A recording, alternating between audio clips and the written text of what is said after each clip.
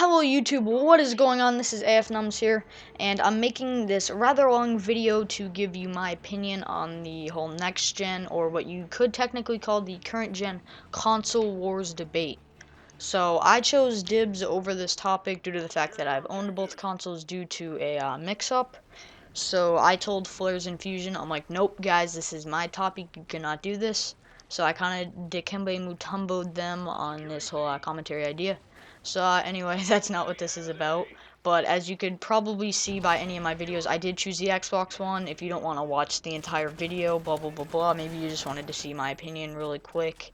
I don't know. So there you go. And speaking of, if you have an Xbox One or an Xbox 360, if you're on the whole Xbox side of things, the map pack is coming out soon, and that's what this whole double XP weekend thing is about. So hit that subscribe button, and you will pretty soon I'm going to be uploading some content of the map packs, which come out the 28th. So this video will probably be uploaded on the 25th, or yeah, I'm assuming it'll be uploaded on the 25th. So yeah, expect some map pack gameplay, I guess you could say. So yeah, don't mind this gameplay. It's just double XP weekend domination using the AK-12. I get a lot of cheesy deaths, like look at this, shooting that guy directly in the chest, and then he brings up his gun way late and just absolutely obliterates me with 2 bullets. So yeah, it's more of a competitive game. It goes down to the wire. It was pretty fun, so if you like competitive games, stuff like that, then you will enjoy the gameplay. But I need to get into the comparison of the consoles now before I run out of time. So if you hear clicking in the background, that's just my mouse because I'm going through this article, so don't mind that. And the article that I'm reading off of from IGN will be posted in the description, so if you want to look at it yourself. So the first thing that they compare from the consoles is the price. So I mean, obviously you don't want to be spending a lot of money on a console because, I don't know, people are on tight budgets and stuff like that. So you probably want to get the cheapest console or the best value that you possibly can. So the PlayStation 4 is $400, while the Xbox One is $500. This is just straight up the console with like one controller and maybe, I don't know if it comes with a mic or not. It's not any bundles or anything like that. It's just the standard issued console. So the Xbox One, in my opinion, yes, it is more expensive, but it does come with the Kinect sensor, and it does come with a better headset. So, I mean, I think they're about equal. So, on that, I mean, I really don't have a preference. The release dates, the PlayStation 4 came out the 15th, and the Xbox One came out the 22nd, which was like about a month and a half before Christmas. So, I think it was actually a smart idea they came out before Christmas, but I think PlayStation nailed it coming out with their console first, just like they did with the PS3, and I'm pretty sure the PS3 actually beat the Xbox 360 in sales. Correct me if I'm wrong. But, yeah, so this also has the Wii U on it, too, but I'm probably not gonna be reading that off, but maybe occasionally if I see something funny. But they both have Blu-ray, DVD, optical drives, and they both have game DVR through subscriptions. With, actually, the PlayStation, you do not need a PlayStation Plus subscription, but with the Xbox, you do need Xbox Live Gold. And, for the RAM, there is 8 gigabytes of RAM in both, but with the PlayStation 4, they are rolling with a GDDR5 set of RAM, and with the Xbox, it's DDR3 RAM. So, I mean, the PlayStation's RAM is more graphically inclined, and the Xbox is less.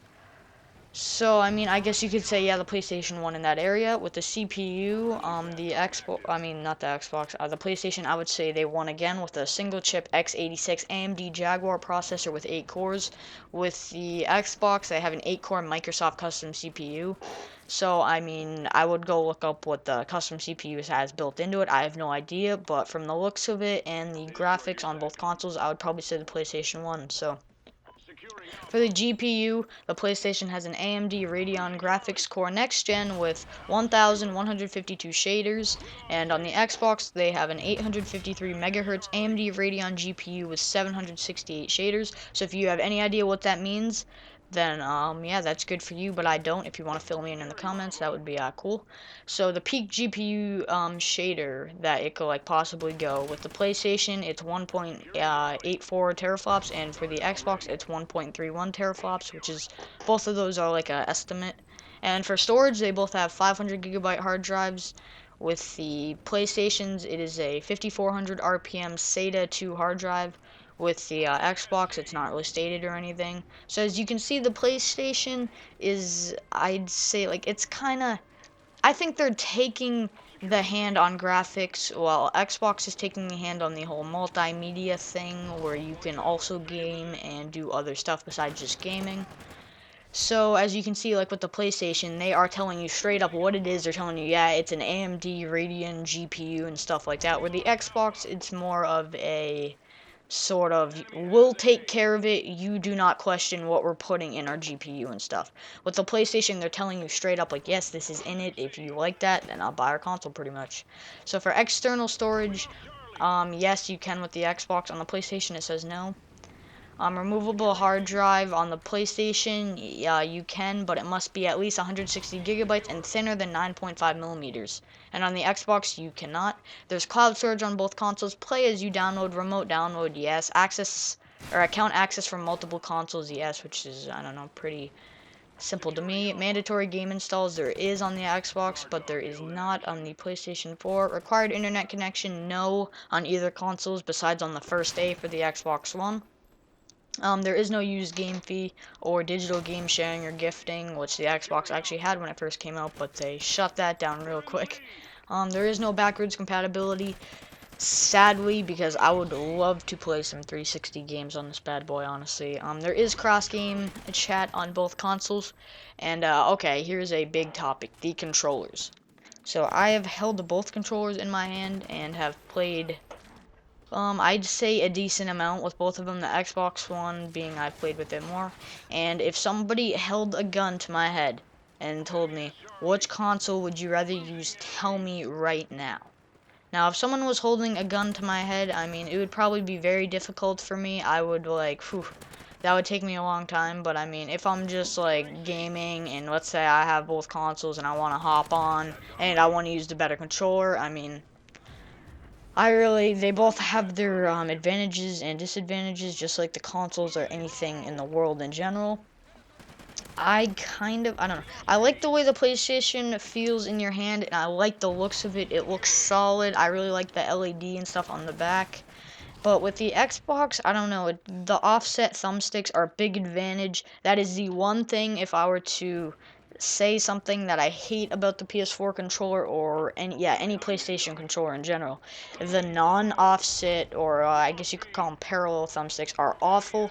And after you come from the 360, where they do have offset thumbsticks, and you're playing first-person shooters, there's no way I could really. Well, there is a way. I bought the PlayStation 4, but I mean, I would much rather have the offset thumbsticks.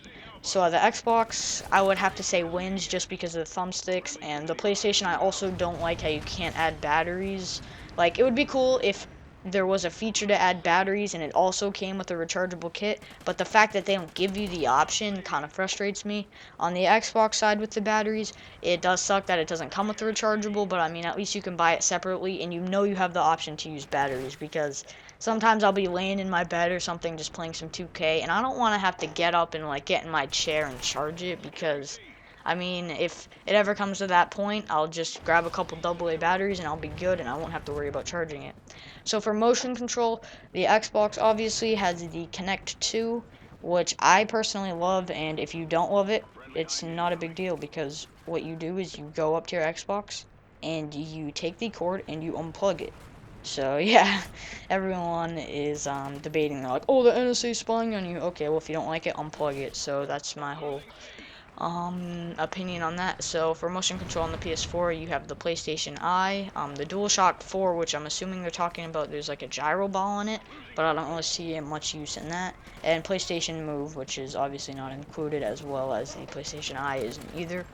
For second screen compatibility, Xbox, it'll go through Smart Glass, which you need certain devices to use. I'm pretty sure it's an app. And on the PlayStation, you can use the Vita or the PlayStation app, which I know you can get on most like iOS or Android devices, I'm pretty sure. So for voice commands, there is on both consoles, but I'm pretty sure on the PlayStation you need the PlayStation Eye. And subscription service, obviously, if you know anything about consoles, there's the PlayStation Plus and Xbox Live. For USB 3.0 ports, there's 2 on the PlayStation, and there's 3 on the Xbox One. There's live streaming on both consoles. All your trophies and achievements will be ported if you had a current-gen console. Or, I mean, I guess you could call it a last-gen console now. Web connection, I don't really think you guys care about that. All I see is a bunch of dual band Wi-Fi, 2.4 and 5 gigahertz, which I guess is actually kind of important. But if you want to see all that confusing stuff, just click that link in the description. And for Bluetooth, the PS4 has Bluetooth 2.1, and the Xbox does not have Bluetooth, which is actually kind of surprising, but Wi-Fi direct for device connection, there is none on the PlayStation, but there is on the Xbox. I don't really know what that's useful for, but I mean, good for you if you need that. So for AV hookups, there's an HDMI output, 4K support, which is pretty sick. There's 4K support on both consoles, which is really good. And there's an optical output. On the Xbox, there's an HDMI input and output with a 4K support and an optical output. So the main thing that's different is that on the Xbox, there's an input and an output. And the input pretty much allows you to hook your TV up, which is one of the main features that Xbox is trying to sell to people. So, the power supply, ooh, that's actually kind of a big deal, I'm not gonna lie. The Xbox has, I mean, the console's big in general, but then they add a huge power brick. So, I mean, if you travel, like I sometimes do in the summer, it's probably gonna suck, but I mean, I'm probably gonna, get a PlayStation 4 by then anyway, just so I can travel back and forth from my house and my family beach house, which I mean it's not that far of a drive, but I'd have to bring a whole extra backpack to bring my games, the power brick, every single cord, the Kinect, and the Xbox. I mean, I might need 2 backpacks for that, I'm not even gonna lie. And yeah, so if you travel a lot, or if you're not like a serious gamer, I guess you could say. I mean, I'm not really gonna say serious gamer, because some people don't leave their stuff stationary. Maybe, I don't know, maybe their parents are divorced and they're going to like back and forth from their houses. Then I mean, I would probably prefer the PS4 size-wise, but with the Xbox, if you stay stationary and one spot, I mean, you have no problem with the size.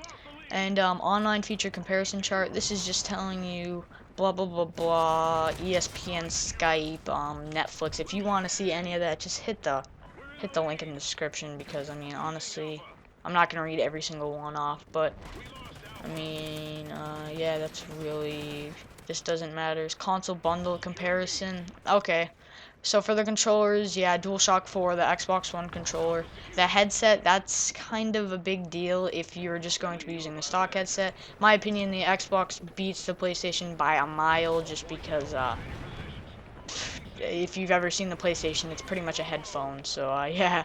That's pretty much it for the whole, I guess you could say hardware part. If you want to see any comments that were made for the article, then you can go on there and there's like a whole comment section. So in my opinion, I took the Xbox One because I like the good, decent, solid gaming features plus multimedia. But if you're into just great gaming, then I mean the PS4 is for you. So it depends what you want. And this video is coming for a wrap, so please hit the like button and subscribe for more videos.